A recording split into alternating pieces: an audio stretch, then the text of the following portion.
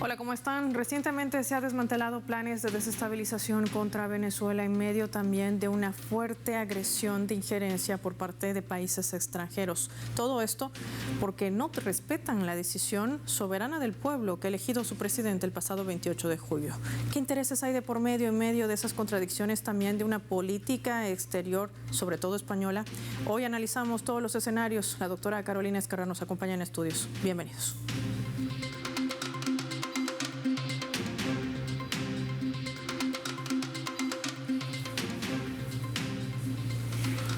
Les proponemos desplegar nuestro mapa y revisar algunos datos claves para entender qué es lo que está pasando en Venezuela. Planes desestabilizadores contra Venezuela. Vamos a desplegar nuestro habitual mapa mundi, identificar esta nación suramericana de color amarillo. Ahí la tienen en sus pantallas. Hay que decir que justamente el 14 de septiembre, el ministro de Interior, Justicia y Paz de Venezuela, Diosdado Cabello, informaba que se incautaron cerca de 400 fusiles, que eran parte de un plan terrorista que implicaba la contratación de privados de libertad a quienes les iban a entregar algunos de estos 400 fusiles decomisados. En total, le habían contratado a cerca de 14 reos. En nuestro mapa mostramos a 3 de ellos en esas fotografías. También recientemente se detuvieron a 2 ciudadanos españoles en Puerto Ayacucho, Amazonas, identificado también el lugar en nuestro mapa. Hay que decir que José María Basúa y Andrés Martínez Adasme, su plan era generar violencia y desestabilizar el país. Hablaban de la participación activa con parte de un contingente de mercenarios del gobierno español. Estamos hablando de agentes del Centro Nacional de Inteligencia, por sus siglas, el CNI. Todo ello para atacar Venezuela. El ministro Cabello también añadía que fueron capturados un ciudadano checo y 3 estadounidenses, identificados como Wilber Joseph Castañeda, militar activo y jefe de la operación, Estrella David y Aaron Baren Logan. Los arrestos llegan en medio además de fuertes tensiones diplomáticas entre Caracas y los gobiernos del Reino de España y Estados Unidos. Todo esto por la injerencia que siguen cometiendo contra esta nación suramericana. Cada uno tenía en su poder entre 10 y 12 fusiles que serían usados en esos planes contra la estabilidad del país. Así lo señalaba el ministro en una conferencia de prensa.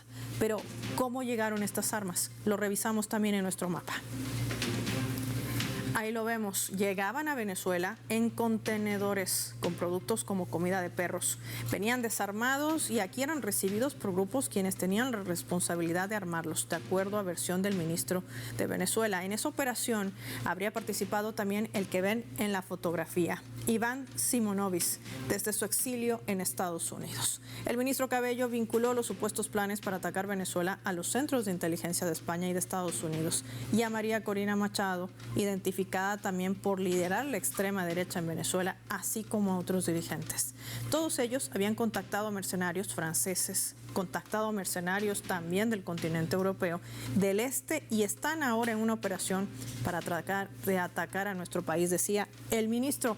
Pero ese no fue el único caso. También se decomisó otro armamento que además es táctico. Estamos hablando de armamento especializado. ¿Qué quiere decir esto? De uso exclusivo del ejército, de esos equipos de tierra, mar y aire de la Armada de los Estados Unidos, o SEAL, conocidos habitualmente como Navy SEALs, y son la principal fuerza de operaciones especiales de la Armada de los Estados Unidos, siendo el componente marítimo del Mando de Operaciones Especiales del país del norte. Ahí lo ven en grande, el logotipo que identifica a esta fuerza especial. No estamos hablando de una unidad militar, estamos hablando de una unidad militar especializada.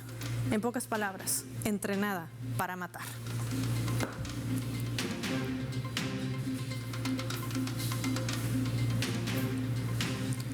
De esto y más vamos a conversar con nuestra invitada, la doctora Carolina Ezquerra. Qué placer tenerla en el mapa. Gracias por su tiempo para Telesur. Bienvenida. Gracias a ustedes por la invitación siempre. Con estos datos, que además son algunos ejemplos, ¿a qué realmente se está enfrentando Venezuela, doctora? Venezuela no solamente tiene las mayores reservas de petróleo del mundo, sino que además es un ejemplo ante el mundo de que otro mundo es posible desde hace mucho tiempo. Entonces Venezuela se está enfrentando al fascismo, Venezuela se está enfrentando a actos terroristas, y hay que recordar que desde el año 2001, incluso desde antes, pero el 2001 con la caída de las Torres Gemelas, en Estados Unidos se implementó toda una doctrina de colocar el miedo como el elemento fundamental.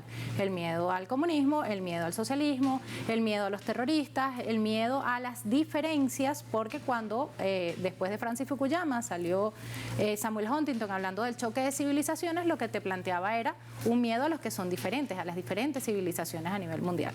O sea, ¿a qué nos enfrentamos? A un mundo que quiere continuar siendo hegemónico y a un mundo que está naciendo, que está pujando por nacer con los BRICS y con toda esta visión de multipolaridad que la implementó además Hugo Chávez cuando se hablaba del fin de la historia y de una sola ideología a nivel internacional y que evidentemente no lo quieren dejar salir a la luz, y obviamente eso tiene que suceder antes del 23 de octubre, que se supone que va a haber una ampliación de los BRICS o por lo menos una consolidación de los BRICS ampliados, que, porque viene la cumbre de los BRICS, además en Rusia, porque esto también está vinculado a lo que dijo precisamente el Parlamento Europeo ayer sobre Rusia, diciendo que el Parlamento Europeo dijo que se podían utilizar ciertas armas contra Rusia y salió la Duma diciendo, un momentico, si ustedes quieren nos enfrentamos en 3 minutos y 20 segundos, estamos en Bruselas, ¿no? Claro, porque estamos hablando del lanzamiento quizás de misiles supersónicos, que ese es el tiempo que tardaría en llegar.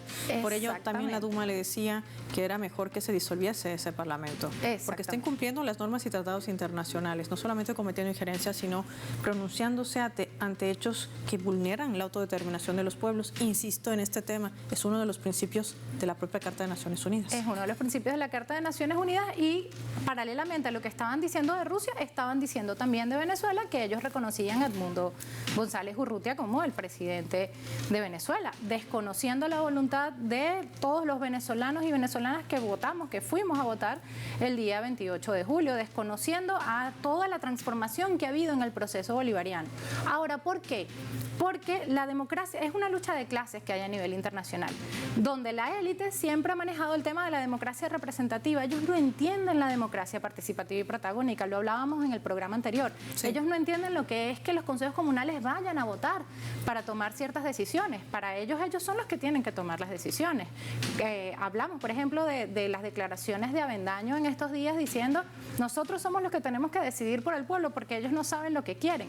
Es una élite política que forma parte de un bloque histórico gramsciano donde lo que te dicen es la democracia representativa tiene que estar por encima de la democracia participativa y protagónica, y cuando tú intentas plantear algo totalmente diferente te salen estos grupos que están financiados por quienes, no solamente por personajes como Elon Musk, sino por todo el grupo Vanguard, el grupo BlackRock, que son estos grupos que controlan la Reserva Federal de los Estados Unidos y que son al final los que deciden cuántos billetes se van a sacar o no de la Reserva Federal, y son los que al final deciden qué es lo que van a hacer en el mundo cuando se reúnen en el Foro Económico Mundial en enero de todos los años. Por eso no es extraño, inclusive si hablamos de tecnología, que este grupo Nvidia, que así se denomina, tenga como financistas justamente estos mismos grupos, BlackRock, Blackwater y otros, que además tienen muchas implicaciones en los conflictos en el mundo, Ucrania e inclusive Gaza.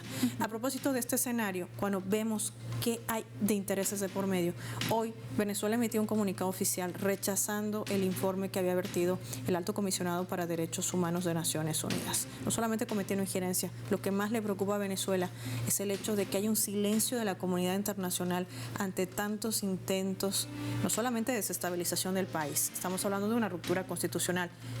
Peor todavía el hecho de que se le suma, o además de, habría que decir con propiedad, los intentos de magnicidio que ha enfrentado el actual presidente de Venezuela, Nicolás Maduro. ¿Por qué el silencio? ¿Qué intereses hay de por medio? Claro, fíjate, la ONU está manejada prácticamente por los Estados Unidos. Yo siempre lo digo, a nosotros no nos dejan votar en Naciones Unidas porque no tenemos cómo pagarle a Naciones Unidas por el tema del bloqueo financiero que tenemos, ¿no? Entonces, ¿quién gobierna realmente eso? Estados Unidos. ¿Quién gobierna la OTAN? Parte del problema que tienen es que si llega Trump a la presidencia de los Estados Unidos, les va a decir, ustedes tienen que poner tanto dinero como pongo yo, que soy Estados Unidos, en la OTAN. Y si no, la OTAN se disuelve. La OTAN ha estado a punto de disolverse en varias oportunidades, entre ellas cuando Trump dijo, los otros países también tienen que poner igual para todo el tema militar y armamentista. Entonces, claro, ellos es una carrera contra el tiempo, porque no es solamente antes del 10 de enero que vendría siendo, digamos, la renovación del gobierno, porque este gobierno continúa hasta el 10 de enero, les guste a ellos o no les guste, sino que además antes de las elecciones de los Estados Unidos, que son el 5 de noviembre, porque Trump viene con unas ideas diferentes con respecto a Rusia, viene con unas ideas diferentes con respecto a la OTAN y viene con unas ideas diferentes con respecto a esa clase hegemónica mundial que es la que ha venido dominando esto y que está muy permeada por los demócratas en los Estados Unidos, aunque los demócratas y los republicanos son la misma cosa, porque cuando ves el debate que hubo, realmente es muy risible el debate y tú dices, este va a ser el próximo presidente de los Estados Unidos. Pero al mismo tiempo, bueno, ves que es una lucha de poder entre los que tienen más poder económico, sobre todo, y financiero, y controlan todo lo que es el sistema financiero internacional. Fíjate, el 23 de octubre, cuando sea la reunión de los BRICS, no solamente se habla de que pudiera haber una ampliación o una discusión de cómo va a ser la ampliación, sino que se está trabajando paralelamente.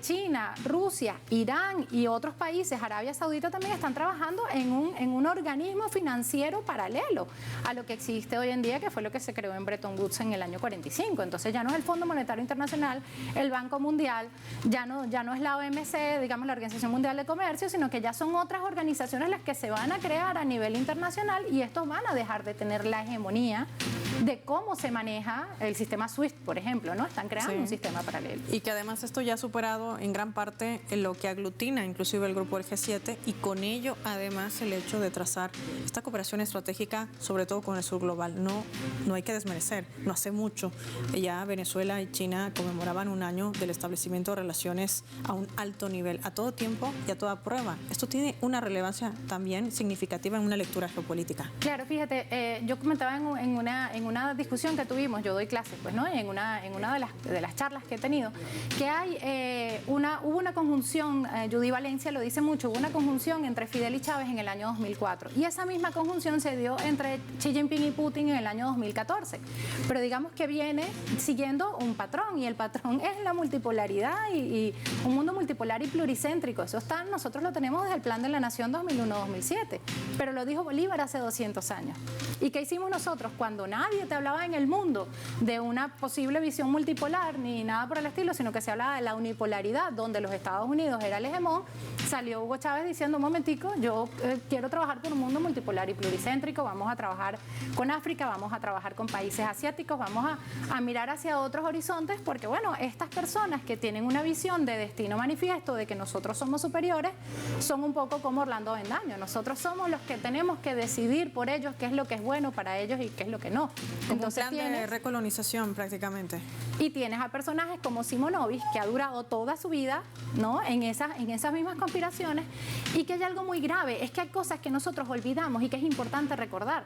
¿Pero qué fue el contrato Goudreau? El contrato Goudreau te planteaba que venían unos mercenarios a Venezuela y que por 6 meses tenían total impunidad para matar a quien quisieran matar, que les oliera o que ellos pensaran que pudiera pensar similar a Chávez.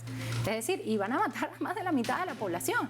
Si lo vemos en términos electorales, iban a matar a más de 5 millones de personas, si lo vemos en términos electorales ahorita, y si lo vemos en términos electorales en la época de Chávez más.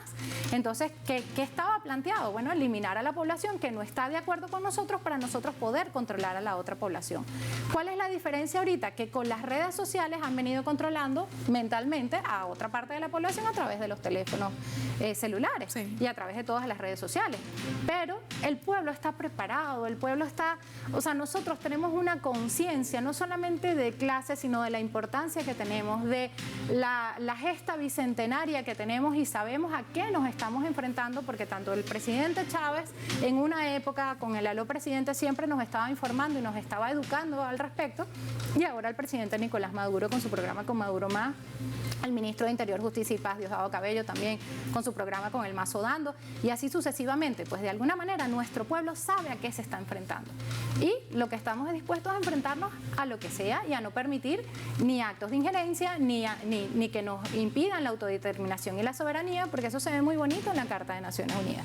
Y nos estamos enfrentando también a algo que se denomina y se materializa una guerra híbrida sin precedentes con tintes terroristas y fascistas. Así es, totalmente, porque además lo hacen por todos los flancos. Cuando te atacan por todos los flancos al mismo tiempo, ellos dicen por algún lado cae. Ahora esto no es nuevo, lo mismo hicieron en Siria, sí, lo mismo han hecho, lo mismo hicieron en Libia. Ahora, en Siria no les funcionó. Y nosotros estamos dispuestos a hacer lo que hizo Siria, lo dijo el Libertador hace 200 años. la mitad de la población murió y la otra mitad está dispuesta a morir también por defender lo que tenemos, pues, ¿no? Pero Inglaterra está desde 1600 y tanto, cuando vinieron los piratas diciendo que el dorado está en Venezuela, y en algún momento en 1800 y tanto también se plantearon la división del país en términos territoriales con Estados Unidos. Lo que pasa es que Estados Unidos en ese momento no estaba interesado. Le dijo, si nosotros pagamos tanto, nos dividimos, la mitad para Estados Unidos y la mitad para Inglaterra. ¿Sabes? O sea, ha habido pretensiones incluso de cortar el territorio, de dividir el territorio. Eso era el Plan Balboa en el año 2001. Esos son muchos de los planes que se han querido manejar. En el año 2007 se manejó un plan que se llamaba el Plan Tenaza, donde desde diferentes flancos iban a través de las diferentes bases militares estadounidenses intervenir militarmente en Venezuela, solamente que hubo algunos países como Brasil en ese momento que dijo, yo no me meto, ¿no? Entonces no tuvieron ese apoyo. Hoy en día, ¿qué están esperando realmente? Están esperando que se pronuncie Petro directamente, que se pronuncie Lula directamente, para salir, por ejemplo, un Pedro Sánchez a pronunciarse. Porque hay otra cosa, una cosa es el Parlamento Europeo, una cosa es el Parlamento Español, y otra cosa es, bueno, los que toman las decisiones a nivel del Ejecutivo, que son los que se van a presentar en pocas semanas en la Organización de Naciones Unidas a decir las verdades de sus diferentes países y a establecer sus posiciones. Y ese escenario me va a gustar profundizar al regreso de la pausa, doctora Carolina Ezcarrá. Nosotros vamos a marcar una pausa revisando nuestra escala.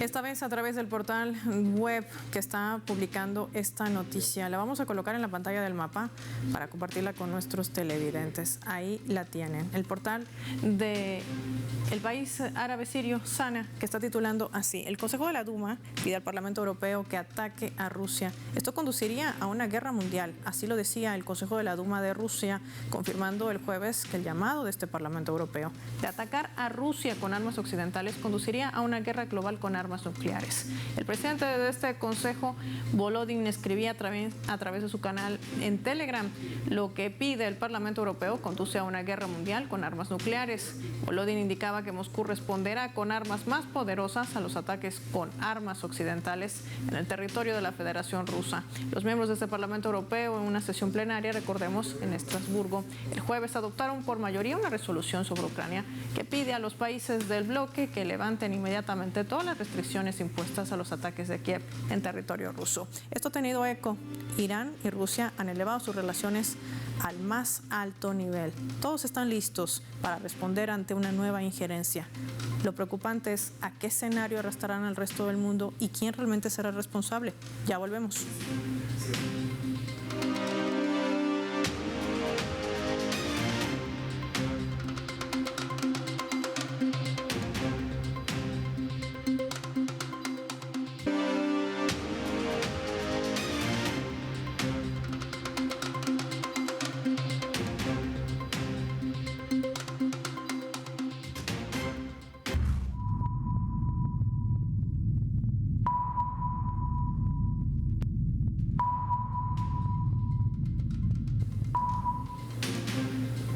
Vamos a sumar otro elemento también para el análisis a través de la fotografía. Lo que ven allí es la Asamblea Nacional de Venezuela. El día de ayer aprobaba un acuerdo de repudio por mayoría calificada. Los diputados de esa Asamblea Nacional rechazan y repudian las afirmaciones de eurodiputados del Parlamento Europeo que reconocieron al ex candidato de extrema derecha, Edmundo González, como presidente electo. Esta resolución, promovida por la derecha europea, fue aprobada con 309 votos a favor y 201 en contra y 12 abstenciones. El presidente del Parlamento de Venezuela, Jorge Rodríguez, expresó que en el país se seguirá luchando contra el fascismo, tenga la forma que tenga y venga del país que venga.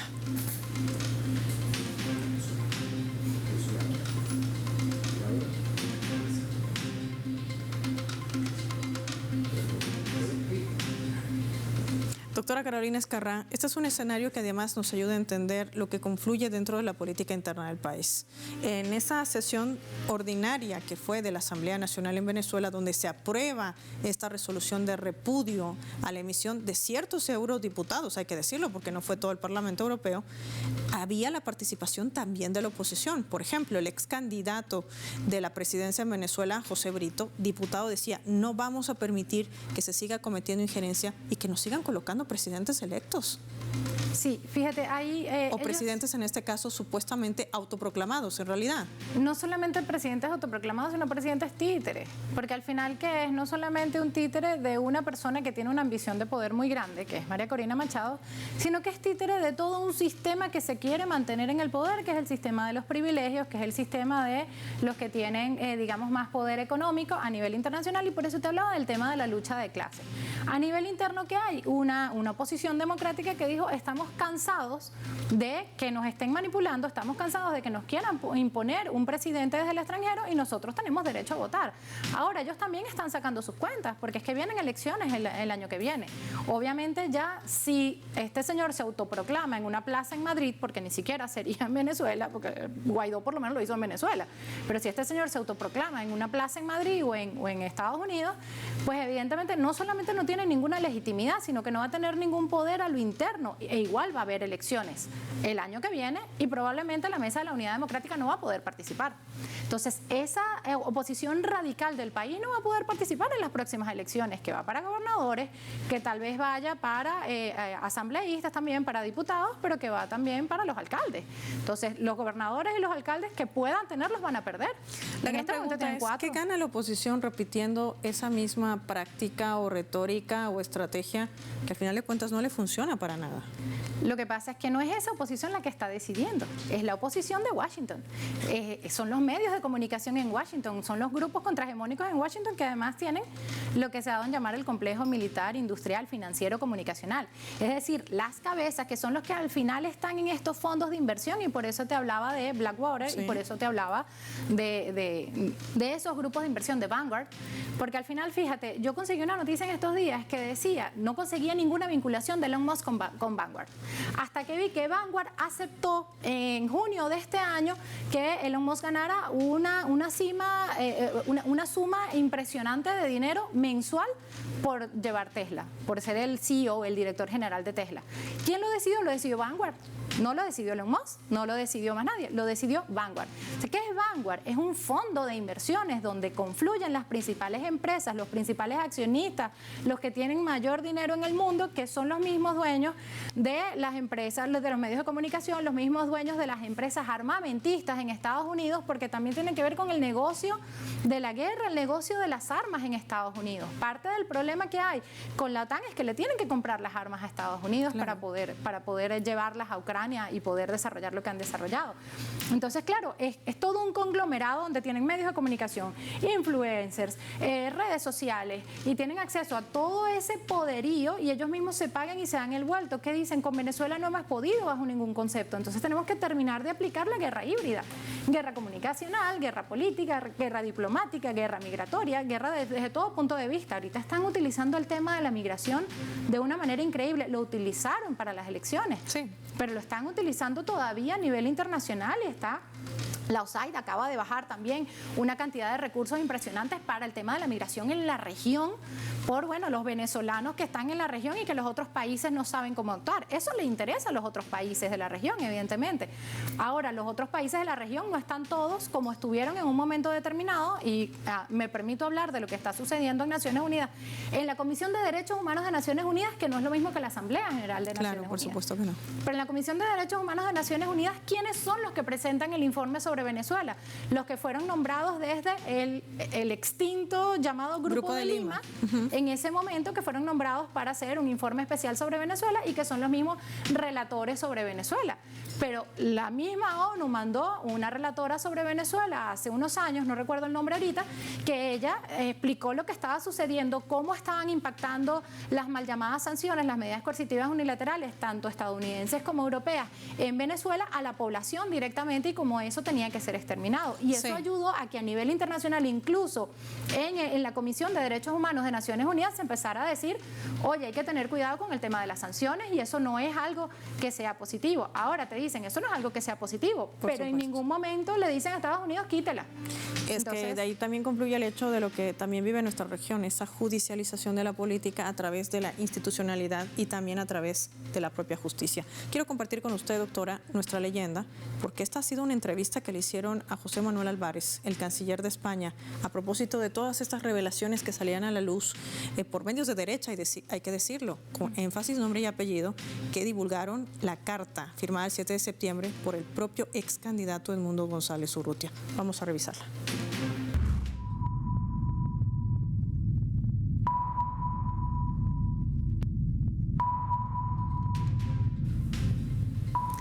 En esta entrevista en un medio español, la periodista le preguntaba al ministro de Asuntos Exteriores de España, José Manuel Álvarez, ¿hubo o no hubo coacción en la Embajada de España en Caracas? Cuando le preguntó eso, José Manuel Álvarez le respondía así. Vamos a colocarlo en la pantalla del mapa para poder leerlo. Él respondía justamente esto y desde luego ni al embajador ni a mí en esas conversaciones nos trasladó ninguna anomalía el tiempo que estuvo en la residencia y todo eso es parte de la libertad que tiene en estos momentos en España el señor Edmundo González. Son palabras textuales transcritas por nuestro equipo del mapa, vertidas por el canciller de España, José Manuel Álvarez. Sí, fíjate, lo primero es que ellos a lo mejor lanzan el bulo y creen que todo el mundo se los va a creer y nosotros ya estamos preparados. O sea, nosotros ya tenemos todo documentado. El presidente de la Asamblea Nacional dijo, usted tiene 24 horas, dígame si yo tengo que mostrar las pruebas de cómo fueron las conversaciones y que fue usted el que nos llamó a nosotros para pedirnos irse del país. Entonces ahí la pregunta es de quién está huyendo. No está huyendo del gobierno venezolano. Si recibió coacción de algún lado, no fue del gobierno venezolano que además le dio el salvoconducto para irse. ¿Y de quién huía entonces? Pues yo creo que de todas las presiones que tiene, porque eso se decía incluso durante la campaña, que cuando a él lo llamaron para que fuera el candidato, a él le dijeron que él no tenía que ir a manifestaciones, que él no tenía que hacer gran cosa y que solamente tenía, una vez que fuera nombrado presidente, nombrar a María Corina Machado vicepresidente y ya después dejar todo en manos de ella. Entonces imagino que este señor dice, mira, esto pique y se extiende y realmente no fue el acuerdo al que yo llegué. Yo lo que quiero es vivir en paz en Madrid con mis hijos y no tener ningún tipo de problemas y poderme convertir en un princeso como es Leopoldo López allí en el barrio Salamanca. Entonces yo lo que creo es que este señor está huyendo de ese propio englomerado en el que se metió, pues, ¿no? Y que se dio cuenta de que era algo mucho más grande que solamente María Corina diciéndole, mira, necesito un nombre para las elecciones, que fue al final lo que sucedió y por eso fue un candidato de pendón al principio y fue un candidato tapio. Luego lo presionaron para que fuera a algunas manifestaciones. Ese pobre hombre no podía ni subir las escaleras. Hay que ver nada más la imagen cuando estaba tratando de subir las escaleras del avión que casi se trastabilla. Yo pensé en Biden en un momento determinado, ¿no? En aquella imagen de Biden subiendo las escaleras de un avión también y se cayó. Es un señor que lo que quiere es vivir los últimos años de su vida tranquilo, eso es lo que yo creo, y que bueno, que está recibiendo algunas presiones porque lo que está detrás es mucho más fuerte, lo que está en juego es mucho más fuerte. Te decía, no son solamente las mayores reservas de petróleo del mundo, de gas, de coltán, de tierras raras, etcétera, sino que es un ejemplo de que otro mundo es posible, es un ejemplo de que se pueden hacer las cosas diferentes, es un ejemplo de que funciona la democracia participativa y protagónica, es un ejemplo de que el pueblo puede tomar sus propias decisiones y no tiene que ser una élite la que esté gobernando. Sí. Es un ejemplo de que se pueden hacer las cosas diferentes a nivel mundial y es un ejemplo de que hace 25 años empezó una revolución y hoy en día estamos hablando de un mundo multipolar y multicéntrico cuando nadie lo decía hace 25 años y el único que lo decía era el presidente de Venezuela. Y la puerta que se ha convertido Venezuela y el peso que tiene, por supuesto, para esa integración regional que ha marcado, sin lugar a dudas, un rumbo diferente para los países de nuestra región, América Latina y el Caribe. Doctora Carolina Ezquerrá, gracias por su tiempo, como siempre, por habernos acompañado hoy en el mapa, en nuestra entrevista hoy en este programa. Soy Paola Pérez, hasta un próximo encuentro.